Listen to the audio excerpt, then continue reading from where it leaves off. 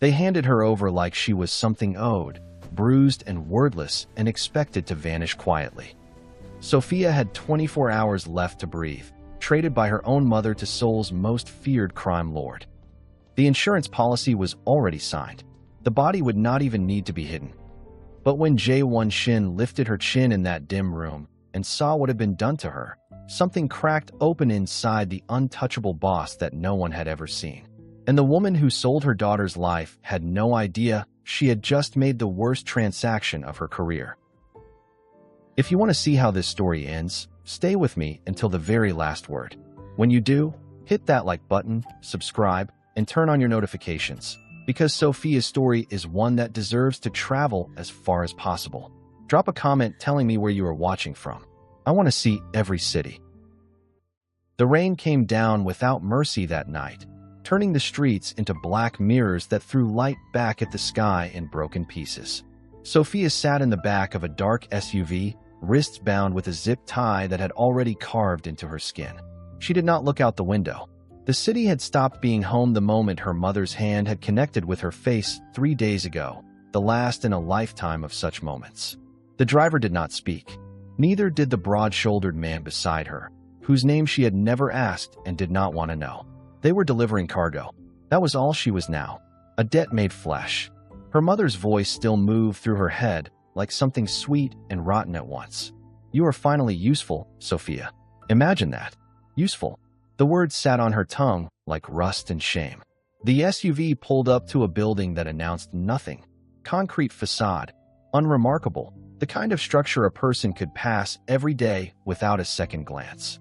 But Sophia had heard the stories, the way everyone in the city had. This was Shin territory, and Jae-won Shin did not merely run an empire. He was the empire. Untouchable. Precise. The kind of man whose name mothers used as a warning. Except Sophia's mother had gift-wrapped her and sent her straight to his door. The zip tie was cut. Rough hands pulled her from the vehicle. Rain soaked through her thin dress within seconds, flattening her braids against her face.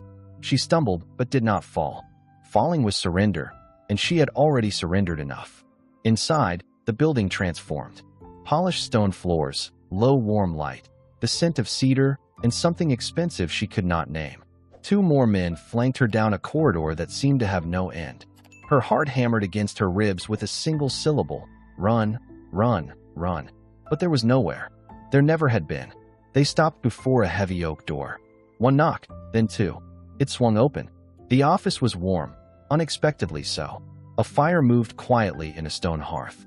Floor-to-ceiling windows looked out over the rain-streaked city, its lights blinking like signals from a sinking vessel. Behind a wide mahogany desk sat Jae-won Shin. He was younger than the rumors had made him, early 30s, perhaps. Dark hair pushed cleanly back, jaw sharp, eyes the gray of old smoke. His suit was charcoal, perfectly constructed, collarless. His hands rested flat on the desk. He did not move when she was shoved through the door. "Leave us," he said. His voice was quiet the way a held blade is quiet. The men hesitated. "Boss, I said leave." They left. The door clicked shut. Sophia stood dripping on his floor, arms crossed over herself, bracing for whatever came next. Pain, she expected. Humiliation. Or death, if mercy existed in any form. Her mother had explained everything with that practiced smile, the one worn for people who did not know better. The insurance policy had been taken out 4 months ago. 2 million. Sophia simply had to die for it to pay out. And what more convenient death than one buried inside the criminal underworld? Tragic, clean, profitable. Jae-won did not speak. He studied her, gray eyes moving over her face with an intensity that made her skin tighten. Not because it felt predatory, though she had prepared for that, because it felt like being seen. And Sophia had not been truly seen in so long, she had forgotten what the sensation was. "Sit down," he said at last. Her legs would not obey. They had locked.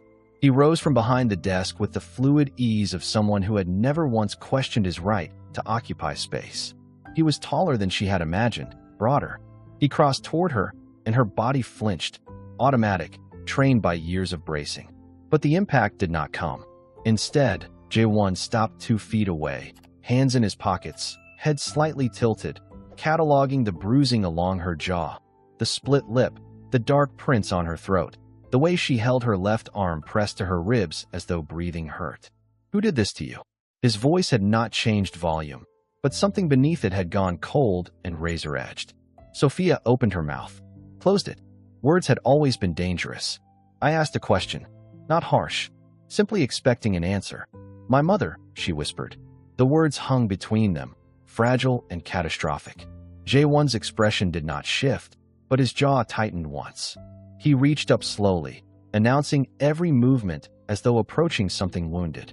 His fingers caught her chin, gentle, so impossibly gentle that her throat closed around itself, and turned her face toward the light. She stopped breathing entirely. He studied her the way a person studies a thing they are trying to understand, cataloging every fracture. When he released her, his hand fell back to his side, and Sophia swayed slightly from the breath she had been holding. "Sit," he said again. This time her legs obeyed. She lowered herself into the chair across from his desk, shaking hard enough that her teeth met. Jae-won returned to his side of the room. He did not sit immediately. Instead, he poured 2 fingers of amber whiskey from a crystal decanter and set the glass in front of her. "Drink." "I don't. It is not a request." She picked it up with trembling hands. The whiskey burned on the way down, but it cut through the fog, sharpened the world's edges just enough for thought to re-enter. "Why am I here?" Her voice came out smaller than she intended. "You tell me." He settled back into his chair, fingers steepled beneath his chin. "I was told a delivery would arrive tonight. Payment for a debt your mother owes. What I was not told is why she would send her own daughter as collateral." Sophia laughed, sharp, hollow, edged with something that could have become hysteria. "Collateral? Is that what she called it? What would you call it?" "An execution." The words arrived before she could stop them. "She took out a life insurance policy. 2 million. All she needs is for you to kill me, and she collects." The silence that followed was absolute. Jae-won did not move, did not blink, but the temperature in the room dropped by degrees until the air itself felt dangerous. "Say that again," he said softly. So she did. She told him everything. The policy, the staged accident, the way her mother had smiled while mapping it all out, so confident that Jae-won Shin's organization would ask no questions.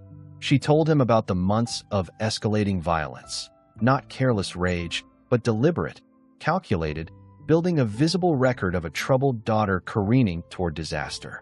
She told him about the years before that, the isolation, the control, the way her mother had shaped her into something small and silent and simple to erase. When she finished, Jae-won sat carved from stone. His face was granite, but his eyes burned with something that might have been fury if fury could be made that precise, that focused. "She sent you here to die," he said. Confirmation, not question. "Yes. And you came anyway." Sophia's laugh was hollow. "Where else?" She made certain I had nothing. No money. No one who would believe me over her. She met his eyes, and for the first time in her life, she did not look away. "So yes, I came.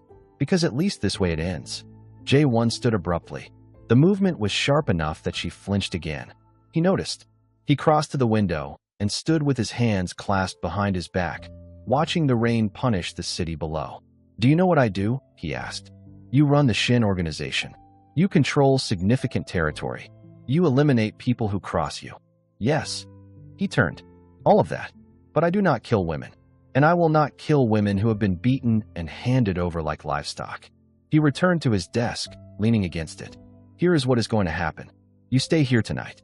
You eat. You sleep. A doctor examines you. Tomorrow, when your mind is clear, I ask you one question. If the answer is yes, we work together to make sure you stay alive. If you want to leave, I give you money, a clean document, and a head start. No conditions." "Why?" The word burst out of her. "You do not know me. I am no one to you. You are someone who walked into a death trap with open eyes because you saw no other path." Something in his expression softened. Not much, but enough to see. "That takes a kind of courage most people never have. And your mother made the mistake of trying to use me as her instrument. I do not appreciate that." She was shaking again, but it was different now. Something unfamiliar moved through her chest, cautious and terrifying in its tenderness. "Hope." He pressed a button on his desk. A woman appeared, mid-40s, composed, dressed in elegant charcoal. Not an enforcer. Something more. "Nari," Jae-won said. "Take Sophia upstairs." Guest suite. Whatever she needs. Call Dr. Lim. Nari's gaze moved over Sophia without judgment. Of course. Sophia stood on unsteady legs. She looked at Jae-won, this man who should have been her executioner, who was instead offering her something she could not yet name. I do not understand you, she said quietly. His smile was faint. You will, or you will not. Either way, you will be alive to find out. The guest suite was bigger than any place Sophia had ever called home. She stood dripping in the center of it until the dam inside her cracked. She made it to the bathroom before the sobs arrived. Wrenching sounds pulled out of her like things that had been trapped for decades. She sat on the floor and cried until she was empty. When the silence came, it did not feel hollow. It felt like the particular quiet that follows a storm that has finally moved on.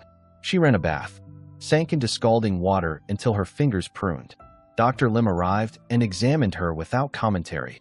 2 cracked ribs, deep bruising, mild dehydration. You are more resilient than you appear, the doctor said as she packed her bag.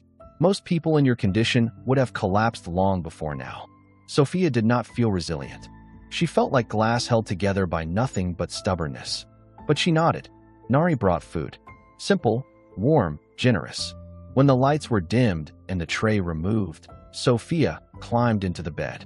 The sheets were impossibly soft. She was certain she would lie awake, tormented by everything. Instead, she fell asleep to the rain against the glass, and for the first time she could remember, she did not dream about drowning. Morning came with soft light and the smell of coffee. Over breakfast in a sunlit room lined with books, Jae-won asked her for the second time, "Do you want to live, Sophia?" This time the answer came without hesitation. Yes. He extended his hand across the table. Then let's begin. She took it. His grip was firm, steady, warm. And for the first time in 26 years, she felt like she was shaking hands with someone on her side. What followed was 2 weeks of controlled, exhausting transformation. Mornings with Soo-yeon, Jae-won's security specialist, compact and precise with a braid like a rope down her back, learning to stand her ground instead of retreat. Afternoons with Dr. Park, a therapist with kind eyes and steady questions, who helped Sophia begin separating her mother's voice from her own. Evenings reviewing the financial records Jae-won's team had assembled on Charlotte, her mother's systematic theft from the charity she ran, the offshore accounts, the condo bought with cash, the $8 million she had accumulated while convincing Sophia they were destitute. Control, Jae-won explained without emotion. Money is options. Options are power. She kept you powerless deliberately. Lesson by lesson, session by session, Sophia was rebuilt. Jae-won drilled her on posture, on eye contact, on occupying a room without apology. Soo-yeon taught her how to move through conflict without flinching. Dr. Park dismantled the architecture of shame her mother had constructed over a lifetime. 5 days before the charity gala, her mother's annual showcase of generosity and manufactured grace, Nari arrived with a midnight blue dress that fit as though it had been made for Sophia's body. Standing before the mirror, she barely recognized the woman looking back. The bruises had faded to yellow shadows. Her hair had been shaped with intention. She looked like someone who mattered. Because she was. Her mother's social media post had gone viral. "My heart is shattered. My daughter has been missing for 3 days. If anyone has seen Sophia, please reach out. She is vulnerable and I am terrified." The comments flooded in. Prayers, shares, sympathy for a grieving mother. A missing person report had been filed. Police had arrived for a welfare check. Sophia had looked the detective in the eye and said, "I am here by choice. She is the person you should be investigating." She had shown them the bruises, told them about the insurance policy, left them with a business card for her lawyer, and walked away steady. Then came the text from an unknown number. "You think you are safe? You will always be mine." Sophia showed it to Jae-won. His face went dark. "Fear is her last card," he said. "Do not give her the satisfaction of playing it. One more day? That is all you need." The night of the gala, Sophia stood in front of her mirror one final time. Soo-yeon had run her through breathing exercises. Nari had perfected the dress. Dr. Park had reminded her, strength is not the absence of fear. It is moving despite it. Jae-won was waiting in the hallway when she stepped out, dressed in a black fitted suit that cost more than most people earned in a month. When he saw her, something shifted in his expression. "You are going to walk in there," he said. and every person in that room is going to understand exactly who you are." She took his arm. "Ready? As I will ever be." The gala hall was full of wealth performing itself. Designer fabrics, expensive scent, the careful murmur of people who believe their donations made them virtuous. Every eye turned when Sophia and J1 entered. She felt it, the attention, and for once did not shrink from it. And there, at the center of everything, surrounded by journalists and admirers and the warmth of 100 manufactured smiles, stood her mother, Charlotte Johnson, cream gown, diamonds at her collarbone, expression perfectly calibrated between humility and elegance. Their eyes met across the room. Charlotte's smile froze. For one unguarded second, shock moved across her face. Then it was gone, replaced by something harder, colder. She excused herself from her circle and moved toward them. "Sophia." Charlotte's voice was warm velvet, loud enough to carry. "Thank God. I have been so frightened for you." She reached out as though to embrace her daughter. Sophia stepped back. "Do not touch me." Charlotte's eyes went to ice behind the smile. "Darling, whatever you have been told, let us speak privately. This is not the place." "No." Sophia's voice did not waver. "Anything you have to say to me, you can say here, in front of everyone." The hush was spreading. Phones were rising. Charlotte's smile tightened further. "This man has manipulated you. You are not. J1 saved my life. You tried to end it." Sophia felt the warm, steady pressure of J1's hand at her back, grounding her. "I know about the insurance policy. I know what you arranged. I know everything. And in 30 seconds, so will every person in this building." Charlotte opened her mouth. The lights dimmed. Every screen in the hall illuminated at once. The video unspooled. Charity events where Charlotte accepted awards. Footage cross-cut with bank records highlighting 7 years of systematic theft. Wire transfers to shell companies. Photographs of Sophia's childhood injuries documented and then buried. And finally, the insurance policy blown up and annotated for clarity. Then the screens filled with Sophia's face, filmed 3 days prior in J1's office. No makeup concealing the last traces of bruising, voice clear and unhurried. "My name is Sophia Johnson. The woman you know as Charlotte Johnson, philanthropist, charity director, champion of children, is the same woman who beat me, isolated me, and sold me to a stranger because she calculated I was worth more dead than alive. Everything you have seen tonight is true. Every record, every photograph, every document. I am done being silent." When the screens went dark, the room was without sound. Charlotte's mask shattered. She turned from screen to screen searching for an exit that did not exist. "Turn it off," she hissed. "Turn it off right now." Nobody moved. J1 produced a drive, holding it up for the journalists pushing forward. Every file authenticated by 3 independent forensic accountants. Available to any press organization that wants it. A dozen hands shot forward. Charlotte spun back to Sophia, and what came out of her now was raw and ugly. The version of her mother she had lived with for 26 years, finally visible to everyone else. "After everything I gave you, you ungrateful, you gave me nothing but scars." Sophia did not raise her voice. "I am done carrying them for you." 2 men in suits moved through the crowd. Detectives. Questions about the foundation's finances. Charlotte's lawyers began shouting. The gala collapsed into noise and motion and the particular chaos that attends a long overdue reckoning. Sophia watched her mother be escorted from the hall and felt something enormous release inside her chest. Not relief precisely, more like the absence of a weight she had carried for so long that standing without it felt like floating. Outside, in the car, her hands shook and her legs were unreliable. The adrenaline was leaving her body all at once. "Breathe," J1 said beside her. "You are all right. Just breathe." In the weeks that followed, Charlotte's world collapsed with the efficiency of something that had always been structurally unsound. The foundation board suspended her. Major donors withdrew publicly. A formal embezzlement investigation was opened. Her lawyers eventually reached out about settlement terms. Sophia took it, not out of mercy, but out of the understanding that a long public trial would chain her to this fight for years, and she had something more important to build. Charlotte signed a 20-page confession. She surrendered her assets, accepted a permanent restraining order, and disappeared from public life. Sophia heard, through J1's network, that her mother had left the city entirely, starting over in silence, with nothing.